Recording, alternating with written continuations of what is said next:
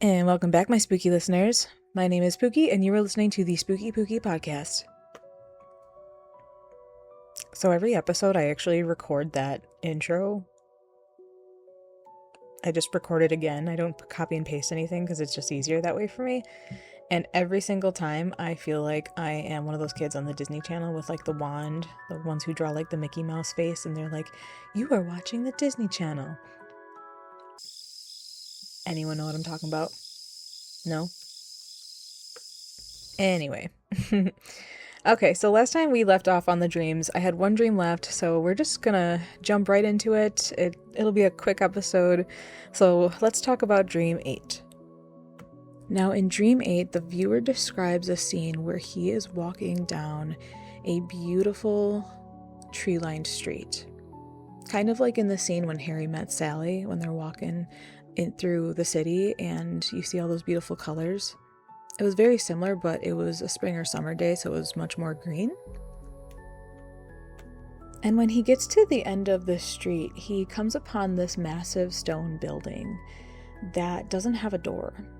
No door, no sign indicating what it is. He noticed that it did have these stained glass windows that were super high up. Kind of like, it reminded him of when he went to Italy during his time in the Navy. He stated that he had visited the Basilica, St. Peter's Church, and the Vatican, and that those windows reminded him of those three places specifically. He then mentioned that the building sparkled in the sunlight, kind of like a rock that you would find on a mountain. Did anyone's brain default to 2008 pop culture when they heard that the building glistened in the sun, that it sparkled in the sun? Because I don't think that's heaven. I think that's Edward Cullen, and if it starts whispering, "This is the skin of a killer, Bella," or calls you a spider monkey, then you should probably run in the opposite direction. I'm just saying. That might be Edward Cullen. Okay, jokes aside. So as he's looking at this building, he gets this gut feeling that he was not allowed to go into the building just yet, and that he would return eventually at a later time, but it was not that time that day. So hence why there was no door. He felt drawn to it in the dream, and he felt happy, and he felt privileged to see it, even if it didn't entirely make sense. And he said that it was gorgeous and yet simple at the same time. This story, okay, so this takes me to this place of like, live each day to the fullest and be in the present moment, because there's beauty in the present moment. There's gorgeousness in the present moment, in the simplicity of daily life, right? Romanticize your life, which I feel like could also be a really important message for this person during this type of time period when things are going through a lot of change. Oh my gosh, as I'm recording this, I keep having these revelations. I love this for me. You guys get to hear me have revelations in real time. And these have been happening to me for like the last year to 6 months, if not a little bit longer. And it's been especially bad the last 6 months that I've been having all these revelations pop up, and now I'm having a big one. So going back to that, again, like, there's beauty in the simplicity of everyday life. And I remember I had a bus driver in high school who was very full of life and very fun to be around.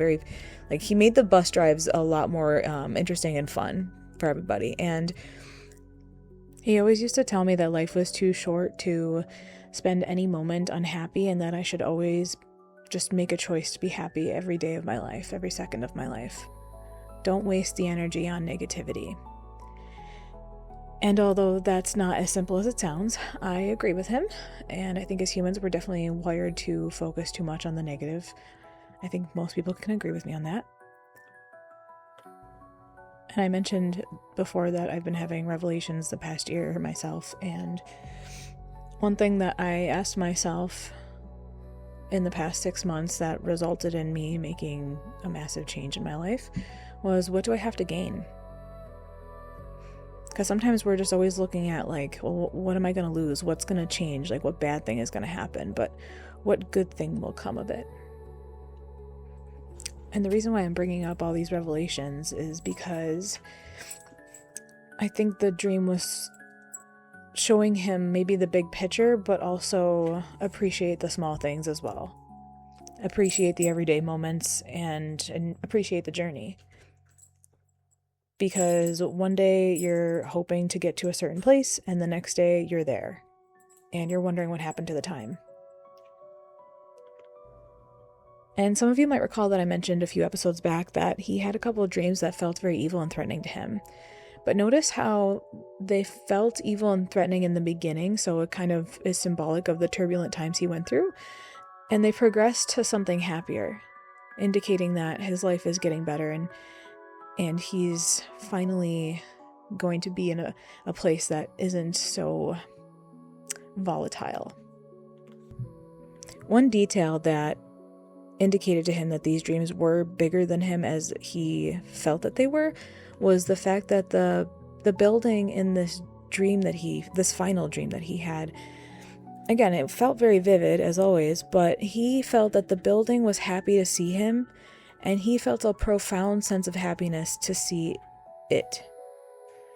I asked him to quantify the building's feelings towards him, or to describe them, and he couldn't quantify it. He couldn't put it into words, which leads me to believe that he might be right, and maybe it is heaven, because it sounds like divine love. Divine love is so immensely beautiful.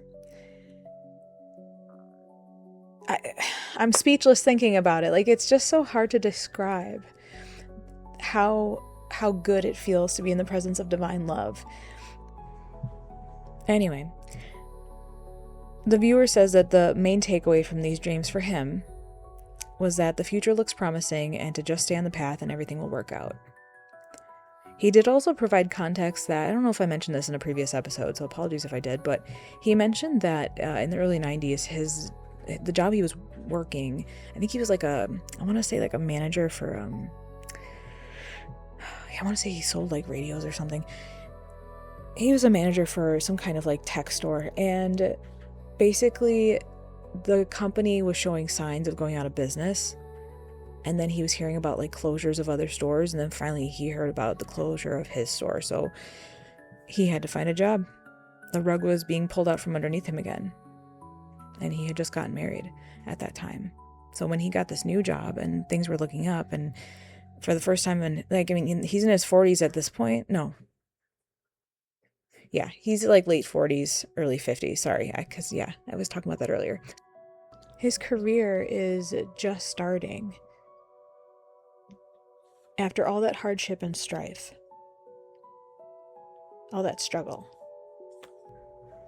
Anyway, considering how vivid these dreams were and how spiritual they felt in nature, how much bigger than him that they felt, I think that knowing that he was going through all this stuff in life really adds some important context to the conversation, and it makes these dreams a lot more profound than they sound, and a lot more important than they sound. Maybe in a way, these dreams were showing him what he's been through so that he can move forward confidently and tackle whatever life throws at him. Maybe the purpose of the astral traveling was to show him again that he's connected to spirit, and he's connected to source, to God. Because let's be real, it sounds like he was going through an existential crisis. Because I think I would have been feeling the same way. You want control. Everybody wants control. You never truly have control, unfortunately. Let go of the need to control the outcome of everything that happens in your life. That is both a comforting message and yet the most infuriating thing to hear at times. Gotta love it. These dreams gave this man hope for his future. So, and I think there's a lot of messages to take away from some of these dreams that I didn't even realize until today. And a lot of them hit me. And gosh. Well, here is where I wrap up today's episode.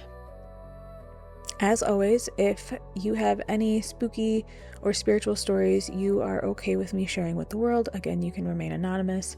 Please feel free to email me at spookypookipodcast@gmail.com. Thank you. All right, guys, have a good week.